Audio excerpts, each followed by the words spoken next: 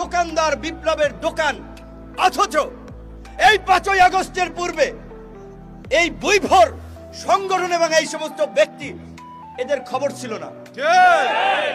তো এটা আমাদের জন্য অশনি সংকেত যে বিপ্লবের ব্যানার নিয়ে নব্য বিপ্লবী দোকানদার দাঁড়িয়ে যাচ্ছে আর নতুন নতুন দোকান খুলছে।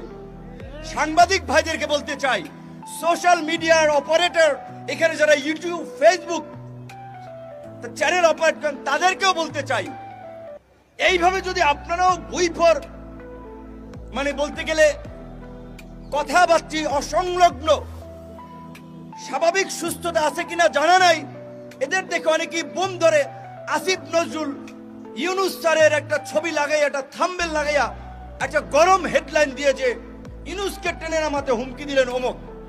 একই করলেন আসিফ নজরুল, বললেন ছাত্র নেতা, যুব নেতা, অমুক তমক।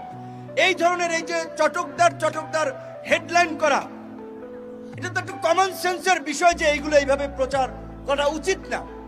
এবং এই যে জুলাই গণ অভ্যুত্থানের পরে এই বিপ্লবের দোকানদাররা অমুক সাংবাদিককে হুমকি দিচ্ছে, অমুক হাউজে হুমকি দিচ্ছে যে আপনার হাউস ফ্যাসিবাদের দোসর, অমুকে এই ছিল, আপনারা আমাদের নিউজ কভারেজ করেন না, আসেন, না হলে কিন্তু অমুক হবে, তমুক হবে। এবং কিছু বিশৃঙ্খলা হয়েছেও। এই বিশৃঙ্খলা এবং অতি উৎসাহী কর্মকাণ্ডে পরিষ্কারভাবে আমাদের বিন্দুমাত্র সমর্থন নাই। আমরা বিনয়ের সাথে অনুরোধ করব, সাংবাদিকতার বাইরে একজন নাগরিক হিসেবে এই সমস্ত বৈভর ব্যক্তি এবং সংগঠনের কর্মকাণ্ডকে আপনারা উৎসাহিত করেন না। আমরা উপদেষ্টা হই নাই, সরকারে যাওয়ার জন্য আকুপাকু করি নাই। আমরা রাজনীতি করে নির্বাচিত জনপ্রতিনিধি হতে চাই।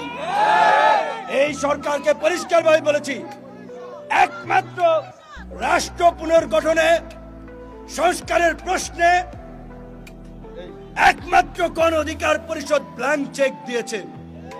আপনাদের যতদিন লাগে ক্ষমতায় থাকেন, আল্লাহর হস্তে এই যে আমাদের মধ্যে জুলাই বিপ্লবকে কেন্দ্র করে যে জাতীয় ঐক্য এবং সংহতি তৈরি হয়েছে, সেটার দিকে নজর দিয়ে সকলের মতামত দিয়ে রাষ্ট্র সংস্কার করুন। ভদ্রতাকে এইখানে অনেকে দুর্বলতা ভাবে, কাজেই বেশি ভদ্র হওয়ার দরকার নাই। যেখানে যতটুকু করার, যেখানে যতটুকু হাতা খাসানের দরকার, ওইটুকু খাসাইতে হবে এখন। কাজেই সরকার এবং আইন শৃঙ্খলা বাহিনী, প্রশাসনকে আমাদের পরিষ্কার বার্তা, আপনারা সিদ্ধান্ত নিতে হবে 24 ঘন্টার মধ্যে এই চিহ্নিত দুর্বৃত্তদেরকে গ্রেপ্তার করে আইনের আওতায় নিয়ে আসবেন।